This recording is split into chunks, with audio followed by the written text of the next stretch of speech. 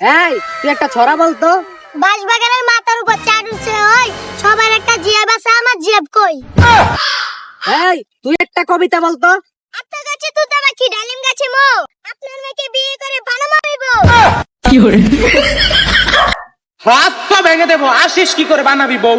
তীর ছলে বৃষ্টি হয়, মাটিতে হয় কাদা, আপনার সামনে বিয়ে করবে, থামাতে পারবে না কোনো বাপ দাদা। এই সকালের পড়াগুলা বলতো।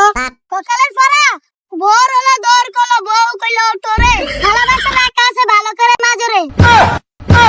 এই বলতো পৃথিবীতে ভালো স্বামীকে। ভালো স্বামী, যে স্বামী বউয়ের কাজ করবে কষ্ট দেখে আরেকটা বউ ঘরে আনে, সে হচ্ছে ভালো স্বামী। এই চুপ। এই তুই বলতো 5 থেকে 2 বার দিলে কত হয়? জানি না স্যার। তুই এইটুকু জানিস না, তুই একটা আস্ত গরু। স্যার আমি তো করুন, আমি ছোট বাসু। সুইচ হয়ে ঢুকায় ভাল হয়ে বের হয়, এটার একটু উদাহরণ দে তো। উদাহরণ দিব, আজকালকার টিউশনি মাস্টার। কেমনি রে? টিউশনি মাস্টার হয়ে বাড়িতে ঢোকে আর জামাই হয়ে বের হয়। মনে কর তোর বেস্ট ফ্রেন্ড আর তোর গার্লফ্রেন্ড দুইজনে একসাথে পানিতে ডুবে যাচ্ছে, তাহলে তুই কাকে বাঁচাবি? এক শালাকেও বাঁচাবো না, ওরা দুজন পানির ভিতর কি করছিল?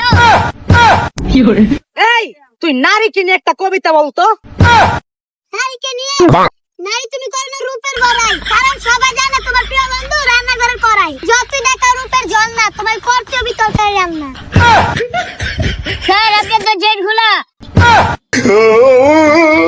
Thank you. কি বলেছেন যে ঠেঙে ঘু?